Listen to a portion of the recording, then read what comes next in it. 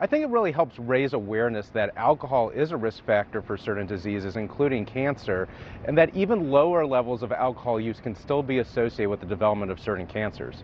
The Surgeon General's office says alcohol is now the third leading preventable cause of cancer in the United States, behind tobacco and obesity. Dr. Murthy said in a statement that alcohol is responsible for about 100,000 cases of cancer and 20,000 cancer deaths every year in the U.S., compared to 13,500 deaths associated with alcohol-related vehicle crashes every year. Dr. Murthy says a majority of Americans are unaware of this risk. How ignorant of it have we been? Yeah, so he showed in his survey data that less than half of Americans were aware that alcohol is a risk factor for the development of cancers, whereas more Americans were knowledgeable about other things such as radiation, tobacco smoke, ultraviolet radiation from the sun. The Surgeon General's advisory says the link between alcohol consumption and cancer risk is well established for at least 7 types of cancer: breast, colorectal, esophagus, liver, mouth, throat, and the larynx or voice box. We asked MedStar Georgetown oncologist Dr. Benjamin Weinberg what exactly alcohol does to the body to cause some cancers.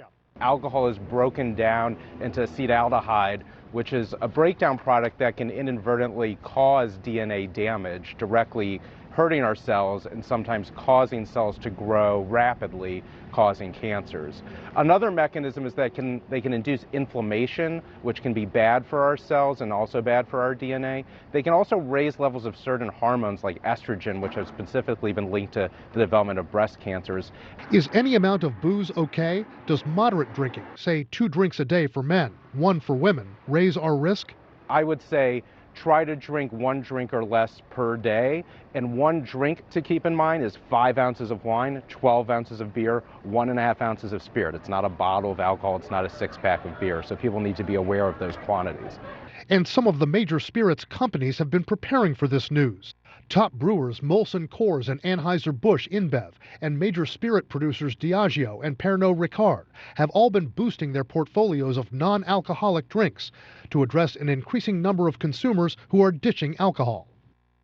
Now, as far as those new warning labels that Dr. Murthy is recommending are concerned, only Congress can mandate those. On the question of whether the incoming Trump administration will support new labels, it is worth noting that President-elect Trump does not drink, and Robert F. Kennedy Jr., Trump's choice for Health and Human Services Secretary, well, he no longer drinks. Wolf? All right, Brian Todd, thank you.